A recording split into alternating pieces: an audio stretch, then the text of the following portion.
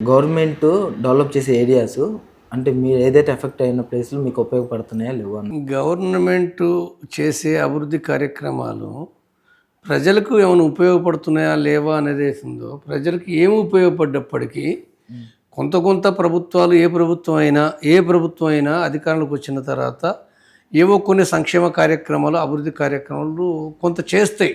ఏమీ చేయకపోతే ప్రజలు తిరస్కరిస్తారు కదా, ఓట్లు వేయరు పూర్తిగా. కాబట్టి అయితే వాళ్ళు వాగ్దానాలు చాలా చేస్తారు.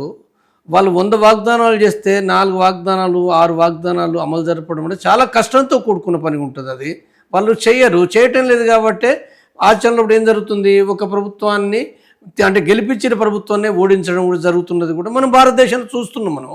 కాబట్టి అభివృద్ధి ఎంత ఉంది అనేది ఉందో అది చాలా అతి తక్కువగా ప్రజలకు ఉపయోగపడుతుంది. అది అట్లా ఉంది కాబట్టి కమ్యూనిస్ట్ పార్టీలు ఏం చెప్తాయి, ఈ ప్రభుత్వాలు ఉన్నంత వరకు కూడా ఉందంటే ప్రజలకు అంటే అనుకున్న అభివృద్ధిని చేయవు కాబట్టి మొత్తంగా ఈ పార్టీ తిరస్కరించి అంటే కమ్యూనిస్టు వ్యవస్థను, సోషలిస్ట్ వ్యవస్థను నెలకొల్పుకోవాలనే విషయాన్ని చెప్తారు వాళ్ళు.